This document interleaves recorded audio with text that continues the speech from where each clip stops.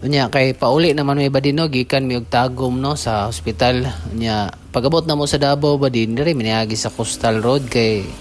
kani ako nga kauban kay wala pa man sila kaagi no nya gusto sila maka-experience moagi diri makita nilang view ba mo tong naka-decision ko na diri may agi bahalag tuyokon pud unya nakaayos lang pud diri badi kay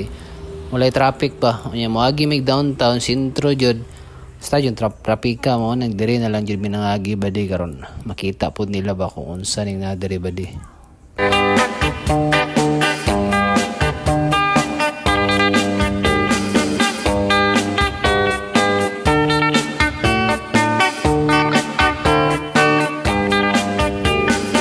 Grabe yung biyahe na mo badi kay ni biyahe mi gigag Davao ba alas 2 unya naabot mi diri ka